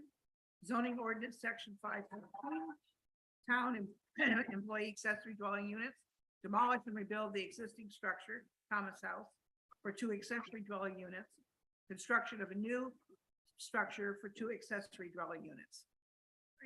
I want to make a motion that we go into public hearing. Do I have a second? Second. All those in favor say aye. Aye. Anyone opposed? Okay, the public hearing is now open. Tom, would you like to present? I will. So this is the Thomas property across from the school. I think everybody's aware. The stipulation when the town was, the land was given to the town, that it would be for employee housing, year-round employee housing, and we right now are adhering to that. The town manager is living in the principal structure, and the existing Thomas House, we'll call it, is being lived in by 2 year-round police troopers and their wives. The project before you is to take the existing foundation of the Thomas House, nip off a little bump out on the rear where they had a mudroom, and put a new 1.5-story modular facility, a Connecticut Valley home on that existing foundation. And that would have 2 2-bedroom apartments in it. In addition, behind the garage on the north line, we would have a single-story ranch-style house that would contain 1 2-bedroom and 1 1-bedroom apartment. pursuant to your discussion before, we had both buildings were going to have a 2 and a 1, but we are trying to attract people that will have families and children and more permanence. And we felt that 2 bedrooms was really our goal, but that we ought to have one bedroom. So we went with 3 2s and 1 1. And that fit the footprint for the sizes. As you know, accessory buildings are limited in size and height. So we were able to get all 4 of those units in on this lot. The provision for 4 accessory dwelling units was, it's a special exception just for that property, right? Otherwise, it would just be one for one. Right. The idea originally was to do the Thomas house, replace the Thomas house, and then in a subsequent year, put in the other building that would get us to 4. But the economy of doing both together is huge at this moment. Connecticut Valley Homes gave us a significant discount to do them both at the same time. We would bring the crane over once. We would modify the one foundation slightly, build the other foundation, bring them over on the boat together, bring them all. You can imagine all the steps that are required to develop this property, doing it all just once instead of twice. So it's hugely more affordable that way. We're stressing the available funds. So if we achieve what we're looking for here, we may have to go find some more funding, but that is in the plan. Makes sense. And that way, the 2 actually are only going to be slightly more than a 1 and a 1. And as you've all seen, the price of building anything, it's not going down. So the site plan that before you shows a semicircular drive in front of the existing Thomas property, and that was to provide the requisite parking. The place where those people park now was the apron in front of the garage, but that would be used now for access to the rear building. So we have parking at the rear building for the tenants of that structure. We would not need an additional road cut. We would use the one that serves the town manager's house now and then swing it around back to the apron of the garage. So we aren't increasing the road cuts. The sewer and water is already in place for all that. We have the allocations from the water company for the entire project. And that I'm aware of, we haven't received any negative or any comments by mail. So maybe today we'll hear something at this public hearing, but the community is very much in support of this project. And until we start building some of these other facilities that will have housing above them, as Mary Ann mentioned, the town garage, the firehouse, the harbors facility, we have a goal to put housing on top of every building we do. I don't mean on top of, as part of every building we do going forward. And but these are the near-term successes if we achieve them, and we're all real excited about getting that. I'll be happy to answer any technical questions. Hopefully I can, and then we'll go All right. forward. Questions? I have to recuse. Oh, you do. Goodbye. I'm a neighbor. He's in a butter. You're the butter, of course. There you are. All right, I'll start with Gail and work my way around. Hi, Hi, Dan. thank you. I'm very much for this project too. It's a good project to be facing. I still don't see we mentioned this the last meeting, that from what I understand, the front building, the one on the road, is longer than 50 feet. I mean, longer than 45 feet. It is. I still don't see the jog in the plan. It's supposed to be an inset. The new to building, break the plane, okay. I think, So the other building is also 50 feet, and that has a jog. right? So we're asking for a variance on the front building for 2 things, a zoning variance. One is because it's in the setback, it's at 28 feet and it's a 50-foot setback. We're asking for, and we're expanding the roof line to get the bedrooms on the second, 1 bedroom on each apartment on the second floor, Mhm. hence the 1.5 stories versus 2. And so that's an expansion of a nonconformity. So we are increasing the nonconformity slightly, but we are asking for a relief on the 45 feet because it's an existing foundation. It would cost us, I don't want to look at Billy, but it would cost us in the range of $30,000-$40,000 to put a new foundation in to accommodate that jog. Yeah, And that's money that we don't want to spend, obviously. I didn't see it, but, well, okay. And so zoning makes that decision. We don't weigh in No, on that. we recommend that, we give a favorable recommendation for those variances, Okay. or not. It's a case by case. I don't know that we would want to see the town set an example with that variance, but I'd have to see a better, The only argument I hard can to- give for that is the fact that the foundation is already in there. That's the Right. only, If the Right. foundation were not already there, oh, no. Yeah. I would certainly not agree with this. yeah, But with the foundation there, and it has been a long time existing house, I certainly think we should consider it. okay. And And I and didn't- if I could just, Yeah. Connecticut Valley Home designed the other building as a 26 by 50-foot building too. And I said, Yeah. no. We were able to, it's 4 boxes. So we were able to have 2 up and 2 back, Mhm. which gave us the 6-foot offset. Okay, and then we had brought up some thoughts on at the last set of plans. There was some discrepancies and I didn't see the correction in those. Maybe I'm just missing it. So we were getting tripped up on the names of the houses. Yes. So, I still so am what we're actually. calling, the one going on the existing foundation is a custom cape. That's a cape, okay. That's I the got- I cape. got that And the one. other, and it's a 1.5 story. So if you look at the end view, there's a 2nd-story window. And the other one is a 1-story ranch Mhm. with a empty attic. So there's no living in above the ceiling. Okay, So the Cape is on the street and the ranch is in back. The Cape had, we have offered 2 exterior elevations of that building. One had a covered porch to give it some vernacular. Yep. The other one is just a flat facade like you have now, because the covered porch increases the nonconformity. okay. But it sure makes it look better. But I'm gonna leave that up to you guys. I presented it both ways. When we go to zoning, to let them decide whether they want it to look good or be less. And we can make a recommendation on the porch if we want to, either for or against it. Marty, your recommendation is for, or you're acting on development plan review, without advisory to the zoning. The development plan review is binding for this, because that's what's in the ordinance.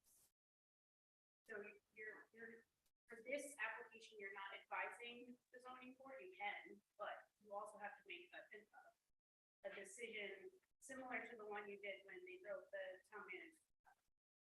Okay, I'm confused on that, sorry. So I think the advisory would be a separate action.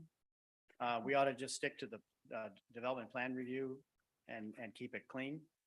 I mean, you could make inferences Yes. in your I thought- proposal, but Okay, I thought, I'm sorry, I am confused. I thought we had to send an advisory in addition to the other, but if we just need development plan review, then we'll just. right, stick with this is that. your public hearing, right? And I put a copy, an email with a copy of the second of development plan review of the 513. All right.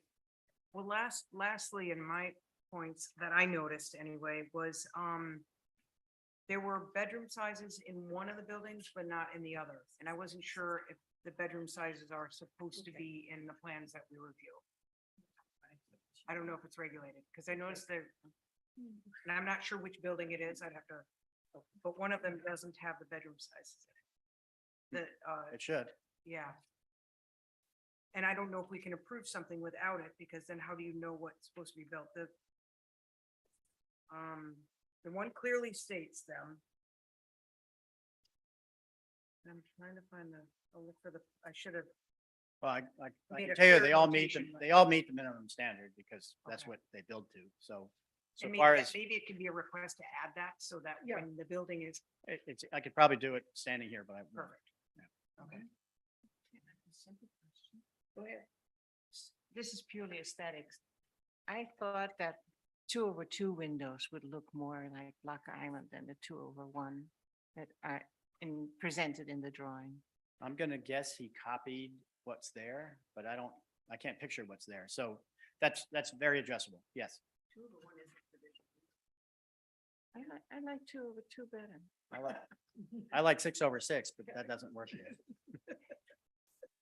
I think that the 2/1 makes it more institutional. 2/2 is cozier.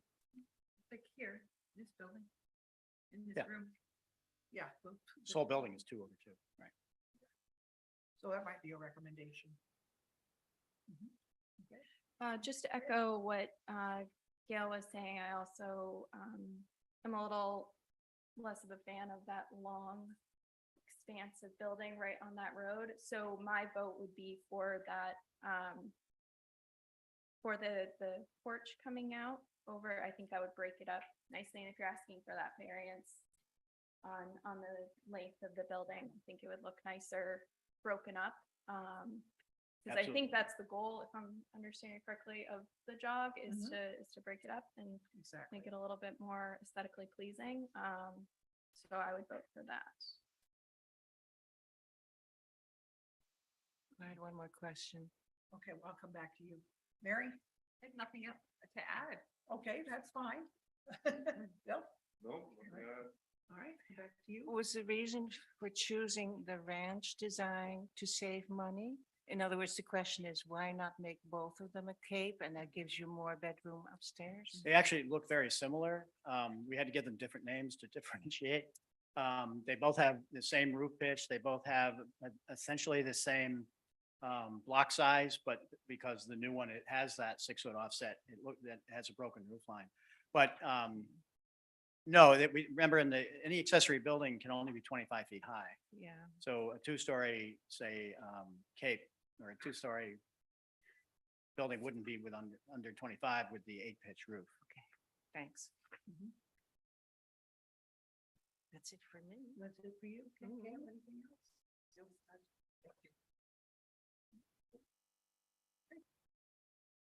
Right, then I think we need to close the public hearing. No, you have to ask the audience. Oh, I'm sorry. I'm watching the clock and not the audience. Okay. Are there any questions or comments from the audience? Okay. Going once, going twice? I guess we have no comments. Okay. All right, then I think we need to make a motion to accept the two ranch and the original cape with a variance requested for the cape with the 45 foot variance so that it could be in a straight line. And the reason for that would be the foundation is already in place. And as a second part of that, we would want to recommend that the consider accepting the porch on the front to break the facade up so that it gives it a better appearing structure from the street as opposed to a kind of a long barracks type look. Anything, other things we want to add for consideration? The windows. Okay, we would recommend the windows be 2/2. Note the bedroom on the plan. Oh, the bedroom sizes. Put it all, like, put it all down so they can vote on it next month. It is the decision that gets recorded. Okay, Similar to the one that I just. I've got the decision that we did for, let's see, I guess it was 3 years ago, 2019. So that's very similar to. I would like to add a note if I Go could. ahead. I would like to add a note that the reason we're approving the structure and the length without the jog or whatever the proper terminology is for that, because this is affordable housing, it's town-owned, we're trying to save the town money and we're trying to expedite the project. I just don't want to see other applications coming forward and us setting up precedents Yes. because a foundation is there. Smart. Yes, good point. Thank you. So I think we have 6 conditions or 5. Okay, I was also checking very quickly to see if there was anything else from previous times that we want to use again. And I don't see anything.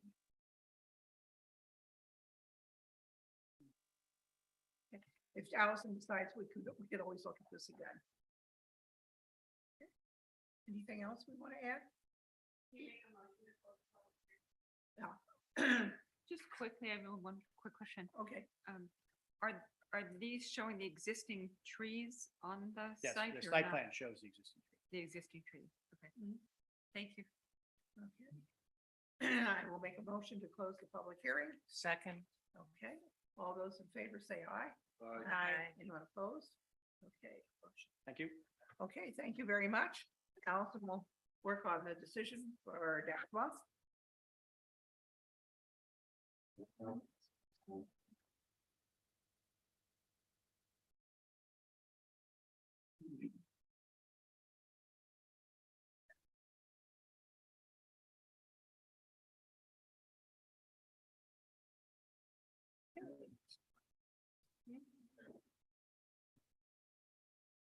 Okay, number 6, the Margaret Milliken Trust, Charles E. Milliken Trust, Plat 8, Lot 194-2, Pilot Hill Road.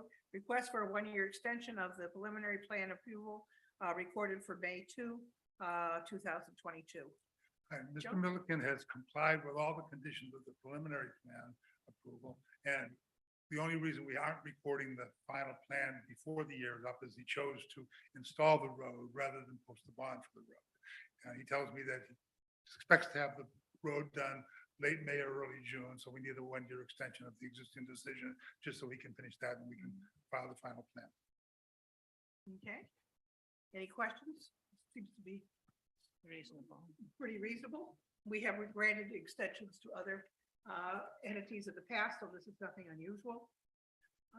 I will make a motion that we grant the extension for the Margaret Milliken, Charles E. Milliken Trust, and for a 1-year extension to go until spring of 2024. Second. Okay. Any further comments or questions? All those in favor say aye. Aye. Anyone opposed? Thank you. Motion carries. Thank you very much.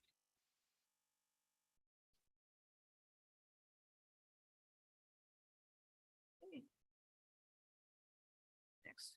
All right, numbers 7 and 8 go together.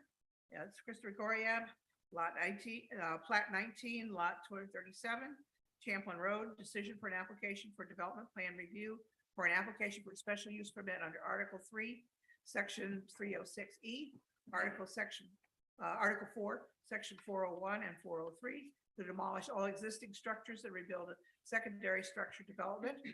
And number 8, an advisory to the zoning board of review for an application for a special use permit under Article 3, Section 306E, Article 4, Sections 401 and 403 for a secondary dwelling development, all existing structures to be raised. Sorry. Okay, since I was not here for that the last time around, I will turn it over to Gail and let you read the decision, if you will. I think I have a copy. Let me see, I thought I had a copy of it Is here. this the, I know I do. Motion. Yeah, exactly. Yeah, if you want, I have it on my computer. Want to just read it off our computer? Oh, all right, sorry. Okay, we'll pass it back.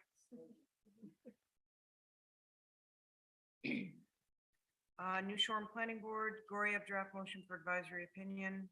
I'm just reading, I'm reading the whole thing, correct? You read the whole thing, correct? Goriab, Christopher J., plat 19, lot 37, fire number 919 Champlin Road. Decision for an application for development plan review of an application for a special use permit under Article 3, Section 306E, Article 4, Sections 401 and 403 to demolish all existing structures and rebuild a secondary dwelling development.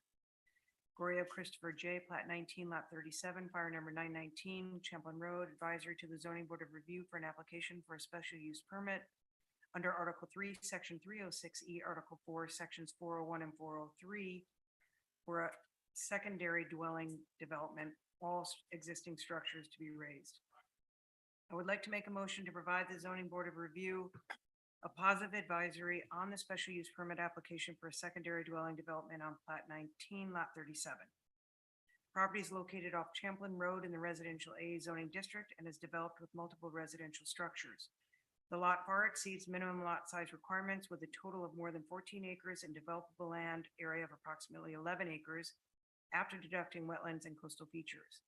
The existing detached multifamily dwellings on the property as part of a 2004 zoning decision are to be demolished and replaced with a proposed principal 3-bedroom dwelling and 3-bedroom secondary dwelling, along with a proposed garage and pool. The property will be served by private well and OWTS. The plans comply with the dimensional standards listed within section 403, with the exception of the dimensional standard 403.f.4, requiring the two dwellings to be separated by not more than 50 feet. The zoning board of review can determine that site circumstances require a wider separation in order to achieve consistency with the design intention of the ordinance or for public safety purposes, and this has been granted previously. The planning board supports grading relief from this standard and agrees that the wider separation supports the design intention and the proposed siting of the structures protects natural and scenic character. The proposed siting is, it says fitting, but it has to be changed to siting. Yeah, this Is- should read citing, good call. Is consistent with the existing structures to be demolished in order to take advantage of existing functioning septic fields and avoids locating the structures at the highest elevation on the property. The secondary dwelling development has been designed to preserve open space and other natural and cultural features on the lot. The development is compatible with the character of the community by locating and orienting structures to protect existing vegetation, stone walls, open fields, and scenic views. There is an existing shared driveway to access the two dwellings. The secondary dwelling is smaller in scale and similar in design to the principal dwelling, and the structures are modest in scale and height. In making this advisory opinion, the planning board finds that the application is consistent with the 2016 New Shoreham Comprehensive Plan and meets Section 501 Development Plan Review standards. The development will not cause unreasonable traffic congestion or unsafe conditions. The development will provide for and maintain convenient and safe emergency vehicular access to all buildings and structures at all times. The plans show that the structures will be accessed via an existing shared gravel driveway. Legal documents demonstrating deeded right-of-way access to Champlin Road were provided by the applicant. The locations, design, and construction of all structures are suitable to the soils of the property. Anticipated stormwater runoff from the developed site will not exceed peak runoff from the site prior to development. The plan considers and protects against any degradation of surface or groundwater quality. Proper soil erosion and sedimentation control measures will be employed to minimize sedimentation and siltation of existing surface water bodies and wetlands. The applicant has an approved RIDEM wetlands alteration permit and approved CRMC permit. The development will not have an adverse impact on areas of critical environmental importance. There will be no avoidable displacement of historic or archaeological resources identified in the comprehensive plan. Thank you. Now, do I have a second to, Gail's motion? Second, okay. Any additions or corrections besides the word citing, which is misspelled? In the 1, 2, 3rd paragraph down, the planning board supports granting relief, not grading relief. Okay, granting, okay. Right. Oh, I Okay, missed that, yeah. okay, granting. So there are two corrections for spelling, typing, whatever. Okay, anything else? All right. All those in favor say aye. Aye. Anyone opposed? And I will abstain, even though I've watched it on Zoom. I was not here, so, and we don't need to meet for quorum, so I will abstain.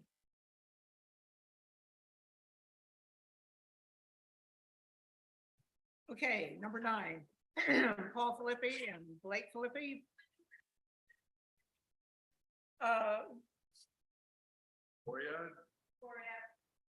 No. But I'm sitting this one out. Okay, okay, I gotta go to, meeting.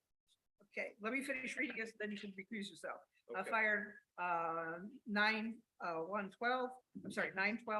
on Champlin Road, application for administrative subdivision of land on Champlin Road. Okay, Bill is recusing. Anyone else? No, Bill's leave. Okay. All right, welcome. Thank you. I think my brother and I were first here in July of last year. It was middle of the summer. I remember that, but Yeah. July or August. It Anyway, was- welcome back. Thank you very much. There are two issues that I believe have been resolved, that the board wanted resolved. The first was establishing the presence of two separate lots. And that was, I believe, on November 22nd. There was a zoning certificate issued legally establishing two separate lots. And then the other issue that was raised was the lot size of the proposed two lots. And because both of these lots existed, I believe, prior to 1987, might be the date, that they're not subject to the 120,000 square feet of developable area. They're subject to the lesser standards in, I believe it's the residential A zoning requirements. And that was in a memo from the town planner agreeing with our analysis on the proposed lot sizes. So that is all I have, unless there's any questions, please. Since it's an administrative subdivision, it is fairly easy. We've agreed that there are two, as you say, there are two lots. It is used for farming at one point. And that it would be approved under the existing zoning, which are for lots of record of under 2,000 square feet or less lawfully existing as of March 4 to 1989, 70,000 square feet of developable land is required, and you would meet those directions. Thank you. So now, Jen, you need a motion for this? Okay, first of all, are there questions or comments? Okay. Questions, comments? All right. Then I will make a motion that we approve this administrative subdivision. Do I have a second? Second. Okay. Any further questions? Last chance. All those in favor say aye. Aye. Anyone opposed? Motion carries. Thank you very much. Thank you to the board. Thank you for waiting very patiently through all of this. Perfection takes time, I'm aware, especially in government. Terrific. Can make it. All right.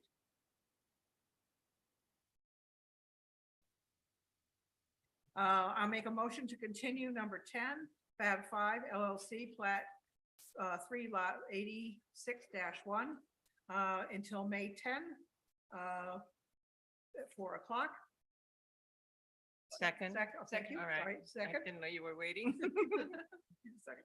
Okay, all those in favor say aye. Aye. Anyone opposed? All right, we will see them next month. And number 11, discuss and act on correspondence from Rhode Island State Representative Tina Spears dated March 7th, 2023. Unfortunately, Allison could not be Yeah. here with us tonight, Uh, so I'm wondering if we want and Yes. have enough time to postpone this until next month to make a comment. The only comment I would make, if we can't postpone it, is that we might take a look and agree with the recommendations that have been made throughout here by the Planning Boards Association, and they've been, letters have been submitted. But there are quite a lot of information here. When is the, I was gonna say, when do we need to give the advisory to the town council? when does the judiciary committee hear these? I don't know the answer. Yeah. It's before Summer. July 1st. Yeah, I mean, it's soon. Yes, this is the season. I was on a Zoom meeting with a whole bunch of other cities and towns, listening to the different opinions of some of those that were being proposed. All over the place. With, depends on the town, if it's urban or.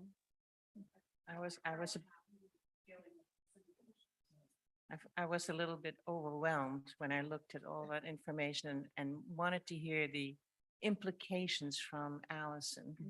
Well, Allison has given us a two-page, well, actually, it's a one-page summary. But if we could postpone it until next month, that might be a little bit easier for us. If not, we could ask that they take a look at the comments that had been made by Jane Weidman, who, by the way, used to be our town planner many years ago, as she's part of the legislative committee chair for the group that she belongs to, and I'm looking for a name and I don't see it. The Rhode Island Planners, I want to say it's the Rhode Island Planners Association, but I'm not sure that's correct. but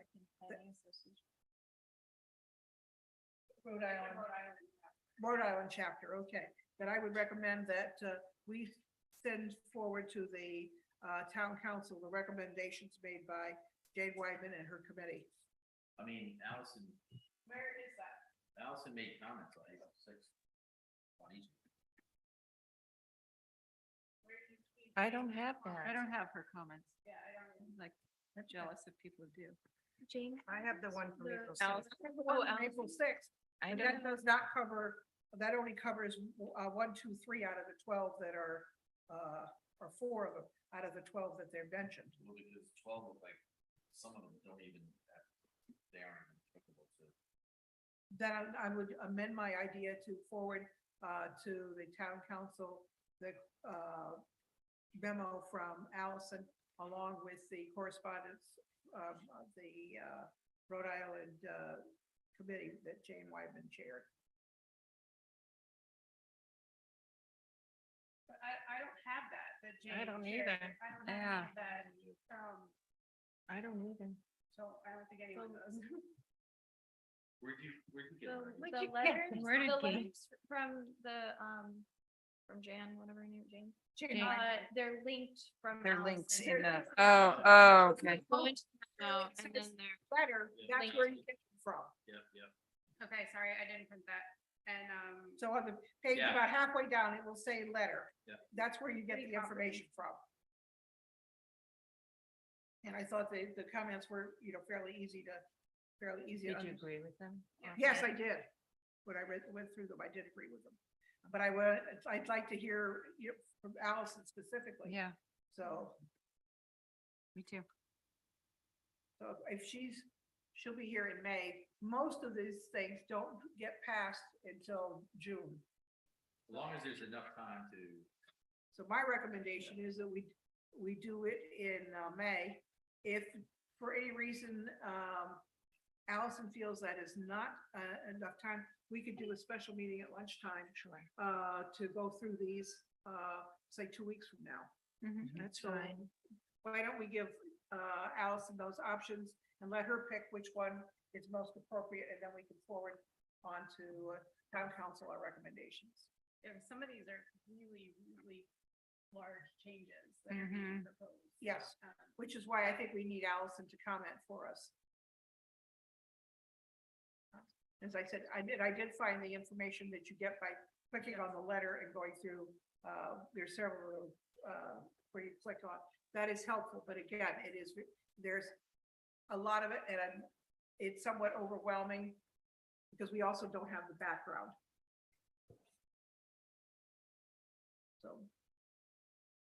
So I think, in summary, I don't think we need a motion for this, that we ask Allison to either work with us on this in May, or if it's time sensitive, we would happily have a special meeting, say 2 weeks from now. Sure. Okay? Yep. And the last thing is you have minutes before you for March 8th. I didn't read them. You want me to put that on the agenda for March 8th too? Yeah. I'm sorry, for May 8th, May. May 10th? Then you don't have to read it right now? Yeah, May 10th? Yeah, we'll approve, by that time, we'll have some other minutes too. We'll approve all the minutes. So clarify something, and we'll have April's meeting, and we'll work from there. So I make a motion that the meeting be adjourned. So Okay. All those in favor say aye. Aye. Anyone opposed? Motion carries. Good, I hope I have a couple of answers. One is, I was reading some article or something about this package of legislation, Overwhelming. and it mentioned that any town with already met